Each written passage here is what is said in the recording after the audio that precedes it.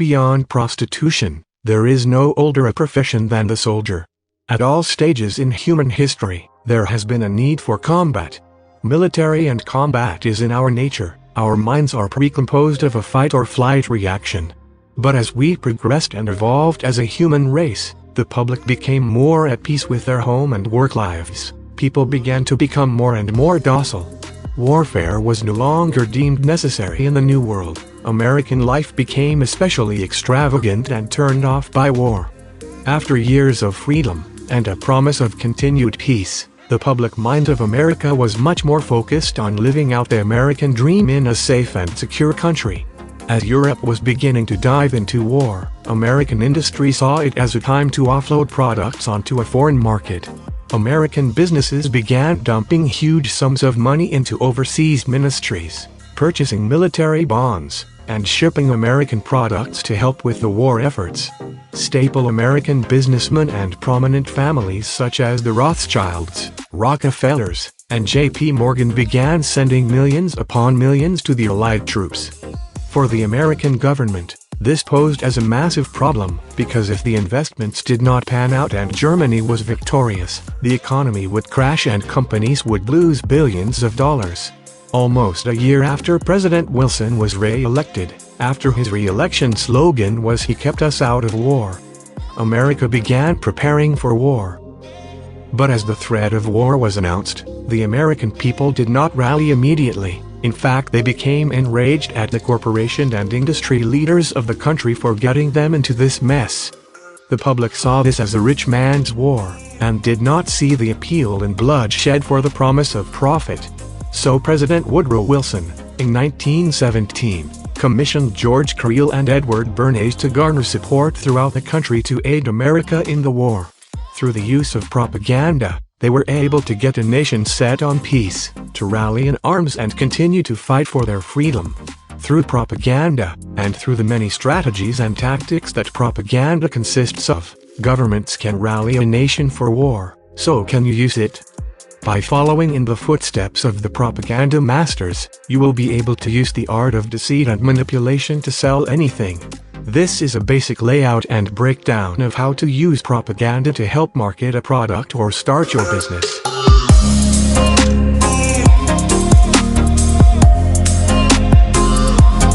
Propaganda at its core is designed to manufacture consent.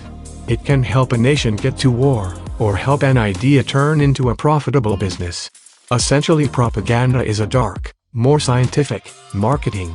Walter Lippmann, a political journalist and intellectual from the early 20th century, wrote about the effects of propaganda by saying, "We are told about the world before we see it.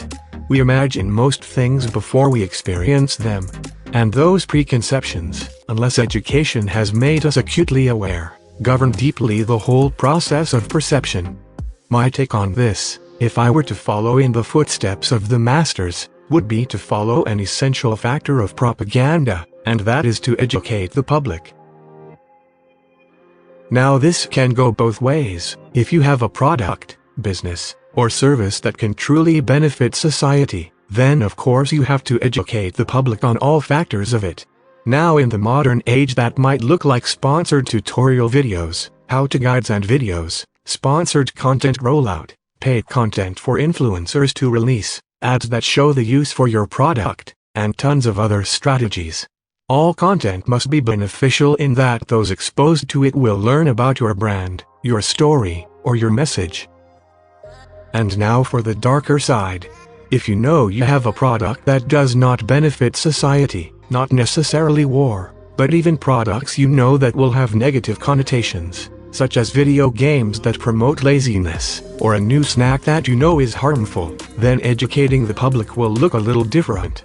This is where the real tricks of propaganda and mass manipulation can come in. The miseducation of the public can be more beneficial than the truthful education, and it's much more common than we know. Edward Bernays, one of the puppeteers of American consumers in the 20th century, was extremely cynical about the American public and was a firm believer in an invisible government that would govern our every decisions. Bernays is quoted in his book Propaganda, saying, The conscious and intelligent manipulation of the organized habits and opinions of the masses is an important element in democratic society. Those who manipulate this unseen mechanism of society constitute an invisible government, which is the true ruling power of our country. And that leads me to the next tactic that you can use to integrate propaganda into your business. The big lie is a manipulation strategy and propaganda tactic that was coined by the propaganda master, Adolf Hitler. Beyond the divine cruelty and true evilness, Adolf Hitler was a man who had a great understanding for the human mind and social science as a whole. The big lie is essentially telling such an extravagant lie that nobody would believe anyone capable of telling such a lie and thus perceive it as truth. An example of this would obviously be Hitler's perception of the Jewish people to rally hatred throughout the German population. He made the Jewish person sound so outrageously evil and not human, and he pounded it into the heads of people enough times that it became an unproven fact across all of Germany.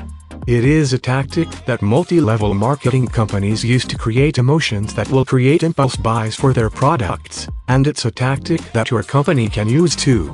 Let's say you were a local business in the Chinese food industry, and someone opens up an arguably better restaurant just down the road from you. Although it may seem nefarious to take a page from the Adolf Hitler handbook, it will give you the upper hand on your competition. So you obviously want to be the more popular restaurant. Now what big lie do you create? It could be something as simple as you claiming publicly that you are the superior restaurant, or it could be something more complex such as you, under an anonymous cover, could run vicious smear campaigns slandering the rival business with synthetic facts and anecdotes. If you really focused on getting that smear campaign out there, and you really pound it into the public minds, regardless of truth, the message will be effective. The big lie is effective when it works and can instill fear into a customer base, but extreme preparedness is needed to pull it off in a way that's beneficial to your business. George Orwell, author of revolutionary novel 1984, wrote on the lies used in propaganda saying, "And if all others accepted the lie which the party imposed, if all records told the same tale, then the lie passed into history and became truth." Who controls the past, ran the party slogan, controls the future. Who controls the present controls the past. If you can control what the history is, you control what the future becomes. That brings me to the next strategy of propaganda that you can use for your business and in marketing. It is the art of creating ideas, illusions, and emotions for your customer. Creating emotions is a tactic that is used in not only advertising, but is used by everyone in every walk of life. You can say something, write something, draw something, or show something that can incite happiness, fear, sadness, or a sense of shock within your customers. A great example of inciting emotions would be through the creation of slogans. Companies pay millions of dollars for advertising companies to create slogans that provoke a certain emotion among consumers, and most of the time, the slogans have little or nothing at all to do with the company. Take a look at McDonald's "I'm loving it" campaign. They flash a commercial showing a happy family enjoying a lovely dinner of their garbage food, and then sprinkle their logo and slogan at the end. By showing happy people eating their food, and then saying "I'm loving it," they are inciting happiness and curiosity within their customers. Adolf Hitler, in his book Mein Kampf, spoke strongly of the use of slogans. He is quoted saying, "The receptivity of the masses is very limited, their intelligence is small, but their power of forgetting is enormous." In consequence of these facts, all effective propaganda must be limited to a very few points and must harp on these in slogans until the last member of the public understands what you want him to understand by your slogan. The use of slogans, when used frequently, can help you gain superiority in the marketplace to dominate the competition. Among all emotions, for the purpose of propaganda, none is more important than fear. Fear is the engine room in the powerful warship that is propaganda. Noam Chomsky, one of the most controversial writers and thinkers of modern times, is quoted saying you've got to keep them pretty scared, because unless they're properly scared and frightened of all kinds of devils that are going to destroy them from outside or inside or somewhere, they may start to think, which is very dangerous. because they're not competent to think. Chomsky, much like Adolf Hitler, believed that the public was unable, and should not be able, to think freely for themselves. When you use fear in advertisements, you have to offer up your product or service as the solution.